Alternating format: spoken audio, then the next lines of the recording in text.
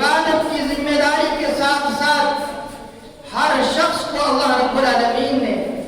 ایک ذمہ داری بھی اس پر عائد کی ہے، اور وہ ذمہ داری ہر شخص کے اعتبار سے مختلف ہے۔ لوگوں میں سب سے افضلین ترین شخصیتیں انبیاء اور نبیوں کی شخصیتیں ہوتی ہیں، رسولوں کی شخصیت ہوتی ہے۔ تمام رسولوں پر عبادت کے ساتھ ساتھ ایک ذمہ داری تھی۔ وہ ذمہ داری کیا ہے؟ وہ ذمہ داری دین کو عام کرنا، لوگوں تک دین کو پہنچانا، اسلام کی دعوت دینا۔ جو رسالت اللہ رب العالمین نے ان پر نازل کی ہے، اس رسالت کو لوگوں تک پہنچانا، یہ ان پر ذمہ داری تھی۔ اور انبیاء ہمیشہ خوف کھاتے تھے کہ یہ ایسی ذمہ داری ہے جس ذمہ داری کے تعلق سے اللہ رب العالمین کا قیامت کے دن سوال کرے گا۔ جیسے ایک مالک ہوتا ہے، وہ اپنے غلام کو کوئی کام سپرد کرتا ہے، وہ غلام اس کام کو انجام دیتا ہے۔ انجام دینے کے بعد جب وہ مالک کے پاس آتا ہے تو مالک اس سے سوال کرتا ہے کہ جو کام کیا تھا، جو ذمہ داری تجھے دی تھی، اسے مکمل کیا یا نہیں کیا۔ جو غلام ہوتا ہے وہ اپنی ذمہ داری بھی بتلاتا ہے کہ میں نے اپنی ذمہ داری کو پورا کر لیا، اور اس کا حساب و کتاب بھی دیتا ہے۔ اسی طریقے سے ہر شخص کے ساتھ یہ معاملہ ہے، یہاں تک کہ انبیاء کے ساتھ بھی اللہ رب العالمین نے انبیاء کو جو ذمہ داری دی تھی، وہ ذمہ داری دعوت و تبلیغ کی ذمہ داری تھی۔ آپ دیکھیں نبی کریم صلی اللہ علیہ وسلم کو بھی یہ ذمہ داری ملی، اور اس ذمہ داری کو ادا کرنے میں نبی کریم صلی اللہ علیہ وسلم نے جو محنت اور جو کوشش کی، اس کی مثال نہیں ملتی۔ آپ صلی اللہ علیہ وسلم کی کوشش کو دیکھتے ہوئے اللہ رب العالمین نے قرآن کریم کی ایک آیت کریمہ نازل کی، فرمایا لَعَلَّكَ بَاقِعٌ نَفْسَكَ عَلَىٰ آثَارِهِمْ إِن لَّمْ يُؤْمِنُوا بِهَٰذَا الْحَدِيثِ أَسَفًا۔ اے نبی صلی اللہ علیہ وسلم، ایسا معلوم ہوتا ہے کہ آپ لوگوں کے پیچھے اپنے آپ کو ہلاک و برباد کر بیٹھو گے کہ لوگ ایمان نہیں لا رہے ہیں، کہ لوگ اسلام کو قبول نہیں کر رہے ہیں۔ اس بنیاد پر آپ اپنے آپ کو ہلاک کر بیٹھو گے، ایسا معلوم ہوتا ہے۔ یعنی جو ذمہ داری اللہ رب العالمین نے نبی کریم صلی اللہ علیہ وسلم پر عائد کی تھی، اس ذمہ داری میں نبی کریم صلی اللہ علیہ وسلم نے اپنے آپ کو لگا دیا تھا، کھپا دیا تھا، اور محنت اور جستجو میں اس طرح لگ گئے تھے کہ انہیں خوف تھا کہ کل قیامت کے دن اللہ رب العالمین مجھ سے اس ذمہ داری کے تعلق سے سوال کرے گا۔ یہی وجہ ہے کہ جب 23 سال آپ کے مکمل ہوئے، حجۃ الوداع کے موقع پر نبی کریم صلی اللہ علیہ وسلم صحابہ کے مجمع میں کہتے ہیں الا هل بلغت، اے لوگوں، کیا میں کچھ پر اللہ رب العالمین نے جو ذمہ داری عائد کی تھی، اس ذمہ داری کو میں نے مکمل طریقے سے تم تک پہنچا دیا؟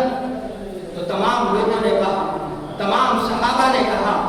نشہد انک قد بلغت وادیت ونصحت۔ اے نبی صلی اللہ علیہ وسلم، آپ نے پہنچا دیا اور اس کا کما حق ہو، حق بھی ادا کر دیا، اور جس طریقے سے نصیحت کرنی تھی وہ نصیحت بھی آپ نے کر دی۔ اس وقت نبی کریم صلی اللہ علیہ وسلم نے اپنی انگلی کو آسمان کی طرف اٹھایا اور کہا اللہم اشہد، اللہم اشہد، اللہم اشہد، کہ اللہ رب العالمین تو گواہ رہنا، کہ اللہ رب العالمین تو گواہ رہنا، کہ اللہ رب العالمین تو گواہ رہنا۔ سامنے کرام، نبی کریم صلی اللہ علیہ وسلم کو بھی خوف تھا کہ کل قیامت کے دن مجھ سے اس ذمہ داری کے تعلق سے سوال کیا جائے گا۔ عبادت کے علاوہ ایک ذمہ داری تھی، وہ دعوت و تبلیغ کی ذمہ داری، وہ ذمہ داری کی فکر نبی کریم صلی اللہ علیہ وسلم کو دی۔ اسی طریقے سے اللہ رب العالمین نے نبی کریم صلی اللہ علیہ وسلم کی زبانی ہمیں بھی پیغام پہنچایا کہ ہماری بھی کچھ ذمہ داری ہے۔ نبی کریم صلی اللہ علیہ وسلم نے فرمایا کلکم راع وکلکم مسئول عن رعیتہ، کہ تم میں سے ہر شخص ذمہ دار ہے اور ہر شخص سے اس کی ذمہ داری کے تعلق سے سوال کیا جائے گا، اس کی ذمہ داری کے تعلق سے سوال کیا جائے گا۔ پھر آگے نبی کریم صلی اللہ علیہ وسلم نے فرمایا والامام راع وهو مسئول عن رعیتہ، کہ آپ کے امام، حاکم، امیر، ذمہ دار، ٹرسٹی یہ ذمہ دار بنائے گئے ہیں اور ان سے کل قیامت کے دن اللہ رب العالمین ان کی ذمہ داری کے تعلق سے سوال کرے گا، ان سے پوچھے گا کہ جو ذمہ داری ہم نے دنیا میں تمہیں عطا کی، جو مقام، جو مرتبہ، جو منصب ہم نے تمہیں دیا تھا، اس منصب کو کما حقہ ادا کیا یا نہیں کیا۔ آج ہم میں سے بہت سے ایسے لوگ ہیں جو یہ چاہت رکھتے ہیں، جو یہ پسند کرتے ہیں کہ انہیں عہدہ مل جائے، انہیں منصب مل جائے، انہیں کرسی حاصل ہو جائے، وہ کسی مسجد کے ٹرسٹی بنا دیے جائے، وہ کسی جماعت اور جمعیت کے امیر بنا دیے جائے۔ ان کے اندر یہ خواہش رہتی ہے اور وہ یہ سمجھتے ہیں کہ یہ عہدہ، یہ منصب، یہ معاشرے میں انہیں بڑا مقام و مرتبہ دلا دیں گے۔ لیکن سامعین کرام، ایسے لوگوں کو اللہ رب العالمین کا خوف کھانا چاہیے، ایسے لوگوں کو اللہ رب العالمین کے سوال جواب سے ڈرنا چاہیے، ایسے لوگوں کو قیامت کے دن کھڑے ہونے سے خوف کھانا چاہیے کہ اللہ رب العالمین ایسے لوگوں سے سوال کرے گا، اور اگر انہوں نے اپنی ذمہ داری کو کما حق ادا نہیں کیا ہوگا، لوگوں کو اندھیرے میں رکھا ہوگا، جھوٹ بولا ہوگا، اپنی ذمہ داری کو مکمل طریقے سے ادا نہ کیا ہوگا، تو کل قیامت کے دن نبی کریم صلی اللہ علیہ وسلم نے ارشاد فرمایا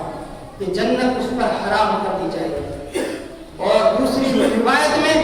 کہ اسے جنت کی خوشبو بھی میسر نہیں ہوگی، حالانکہ جنت کی خوشبو دور دور تک ہوگی۔ گنہگار جو دوسرے ہوں گے انہیں جنت کی خوشبو آئے گی، لیکن یہ ایک ایسا گنہگار ہوگا جس نے مقام و مرتبہ حاصل کیا ہوگا، جو ذمہ دار ہوگا، جو ٹرسٹی ہوگا، لیکن اس نے اپنی ذمہ داری صحیح طریقے سے ادا نہ کی ہوگی، وہ اپنے کام میں صحیح طریقے سے لگا نہ ہوگا، اس کی نیت میں کھوٹ ہوگی، اس کے دل میں غرور اور تکبر ہوگا، ایسا شخص جنت اس پر حرام کر دی جائے گی اور جنت کی خوشبو تک اسے میسر نہ ہوگی۔ لیکن جو شخص کسی مسجد کا ذمہ دار بنا دیا گیا، کسی جماعت اور جمعیت کا امیر بنا دیا گیا، کسی گروہ کا ٹرسٹی بنا دیا گیا، اور اس نے صرف خالص اللہ رب العالمین کی رضا کے لیے اس ذمہ داری کو اپنایا، اور اپنے دل میں اللہ رب العالمین کو راضی کرنا اور امت کی خدمت کرنا یہ اپنے دل میں رکھا اور ٹھان لیا، تو سامنے کرام ایسے شخص کے لیے بشارت ہے۔ اور کیا بشارت ہے؟ اللہ کے نبی صلی اللہ علیہ وسلم نے ارشاد فرمایا احب الناس الى اللہ یوم القیامہ امام عادل، کہ کل قیامت کے دن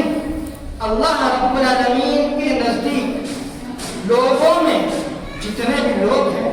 ان تمام لوگوں میں سب سے زیادہ محبوب شخص وہ ہوگا جو عدل و انصاف کے ساتھ حاکم بنا ہوگا، جو عدل و انصاف کرتا ہوگا، جو اپنی ذمہ داری کو مکمل طریقے سے ادا کرتا ہوگا، جو اپنی ذمہ داری کو مکمل طریقے سے ادائیگی میں کوشش کرتا ہوگا۔ سامعین کرام، ایسا شخص کل قیامت کے دن جب تمام انسان جمع ہوں گے اللہ رب العالمین کے نزدیک سب سے زیادہ محبوب ہوگا، اور اس شخص کو اللہ رب العالمین کل قیامت کے دن تمام دنیا والوں کے سامنے آواز دے کر پکارے گا، بلائے گا، اور بلانے کی وجہ کیا ہوگی؟ بلانے کی وجہ ایک ہوگی، کیونکہ کل قیامت کے دن اللہ رب العالمین کے عرش کے سائے کے علاوہ کوئی سایہ نہیں ہوگا، تمام کے تمام لوگ اپنے گناہوں کی بدولت پر اس پسینے میں شرابور ہوں گے، اور سب کے سب پریشان ہوں گے، سائے کی تلاش میں ہوں گے۔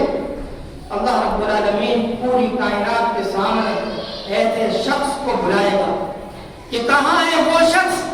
جس نے اپنی ذمہ داری کو مکمل طریقے سے ادا کیا. نبی کریم صلی اللہ علیہ وسلم نے فرمایا الامام عادل، امام عادل، امام عادل، کہ عادل امام وہ عادل امام جس نے اپنی ذمہ داری کو عدل انصاف کے ساتھ ادا کیا ہوگا، اس کو اللہ رب العالمین پوری کائنات کے سامنے آواز دے گا اور اسے لایا جائے گا، اللہ رب العالمین کے عرش کے سائے میں مہمان بنایا جائے گا. سامعین کرام، عہدوں کی چاہت، عہدوں اور منصب کی چاہت، اس کی لالچ، کرسی کی لالچ، یہ ایک بدترین چیز ہے. جب انسان میں یہ چیز داخل ہو جاتی ہے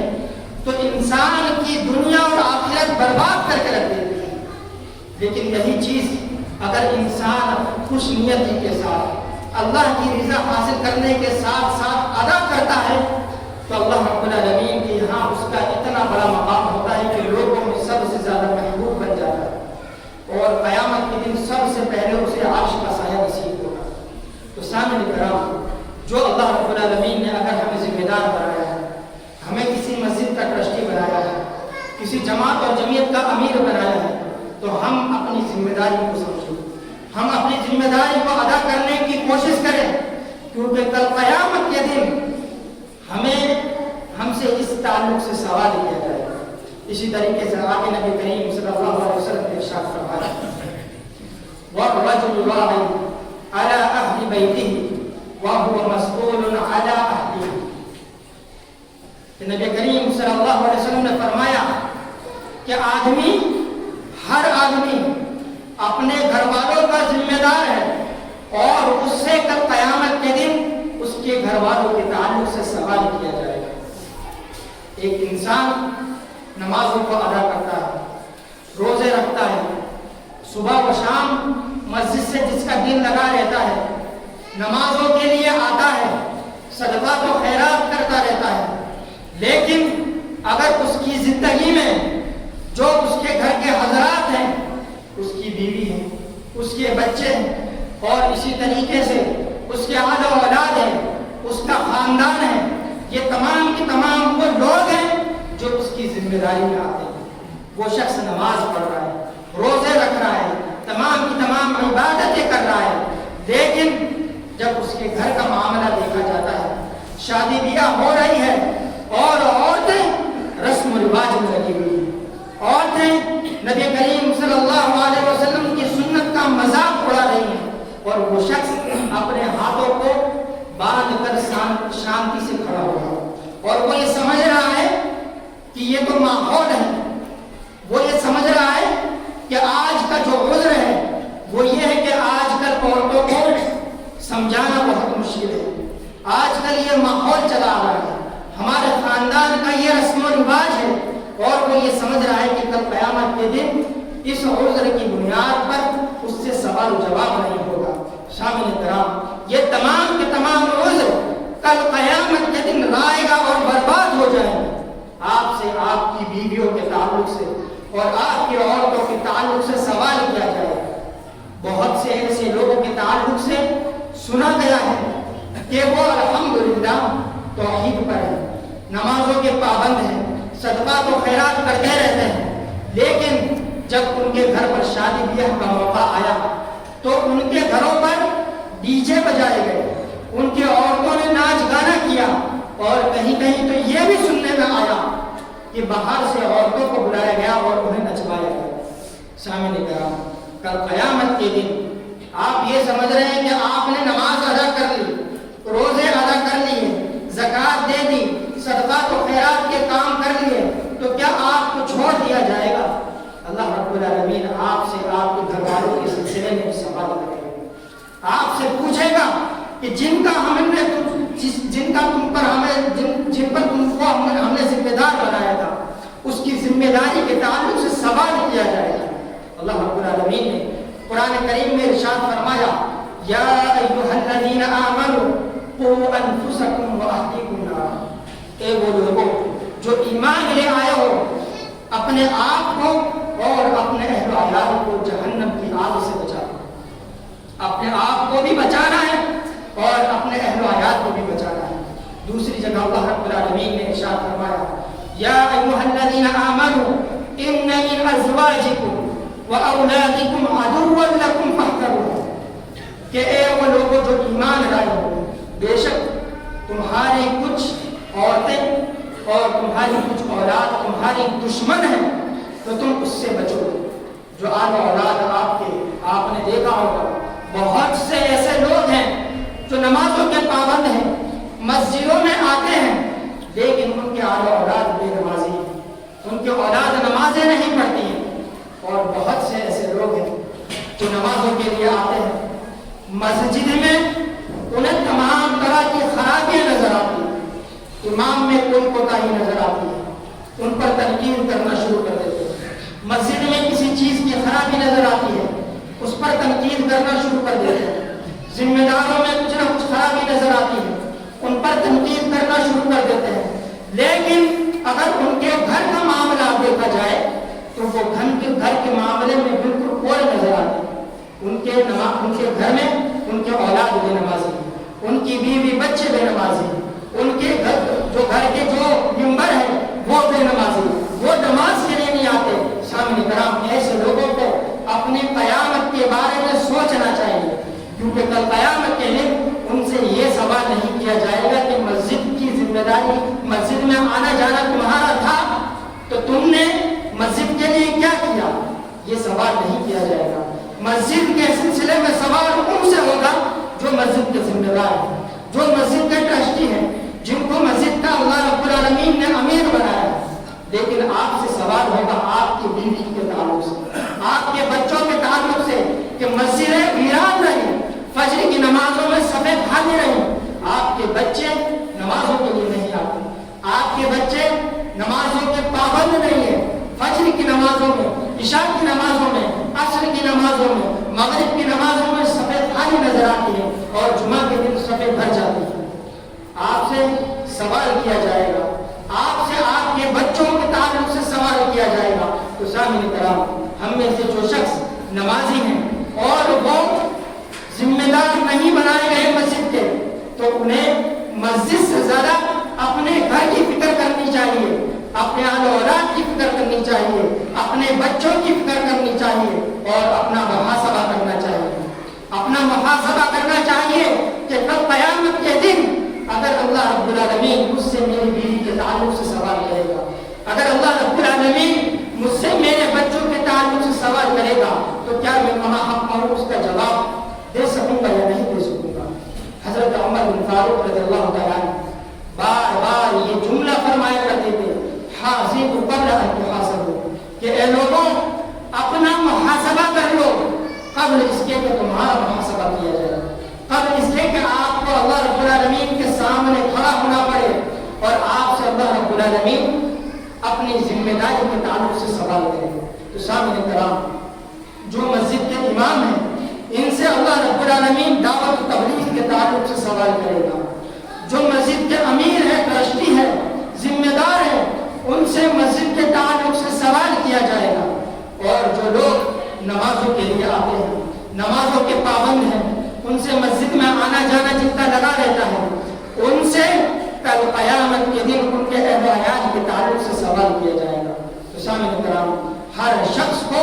اپنی ذمہ داری کی طرف توجہ دینی چاہیے، اس چیز کی طرف توجہ دینی چاہیے جس چیز کے تعلق سے اس سے سوال کیا جائے گا۔ تو سامعین کرام،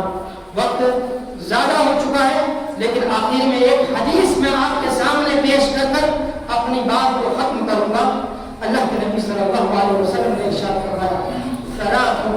من کن فیہ وجد بہن حلاوۃ الایمان، کہ تین خصلتیں ایسی ہیں، تین خصلتیں ایسی ہیں کہ اگر وہ کسی شخص میں پیدا ہو جائے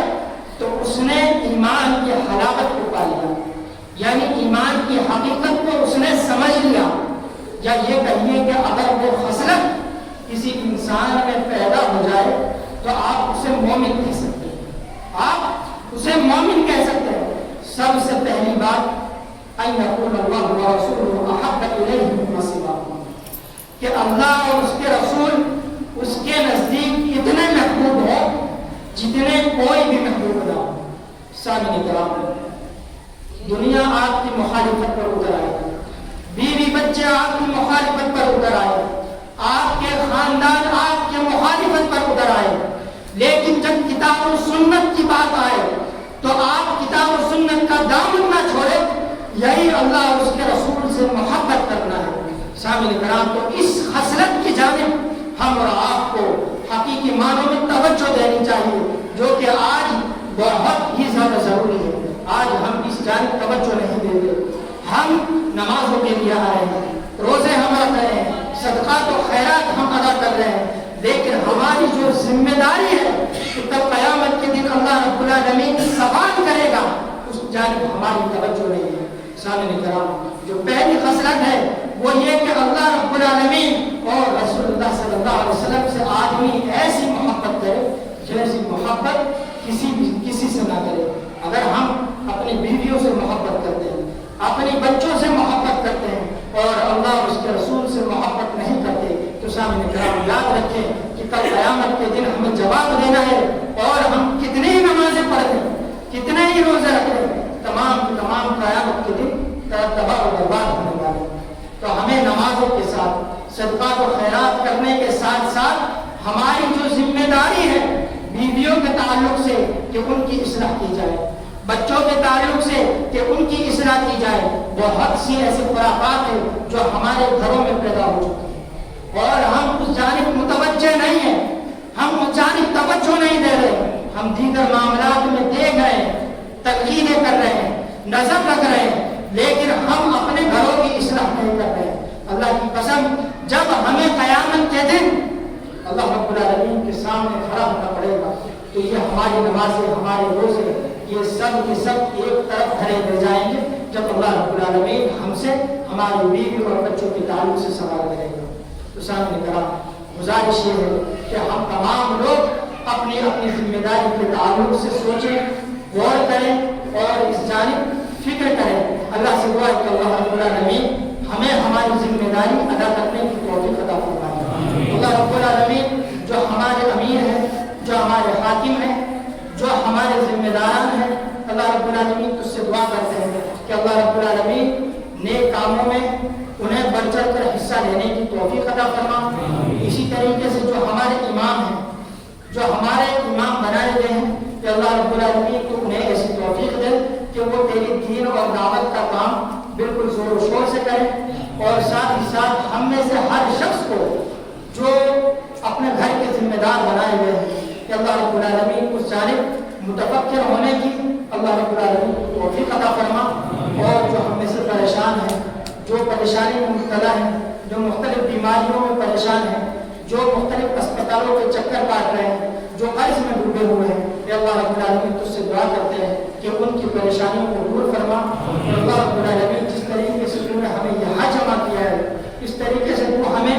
ہر نماز میں جمع کرنے کی توفیق، ہر نماز میں جمع ہونے کی توفیق عطا فرما، اور جس طریقے سے تو نے ہمیں یہاں جمع کیا ہے اسی طریقے سے تو ہمیں جنت الفردوس میں جمع کرنا۔ آمین۔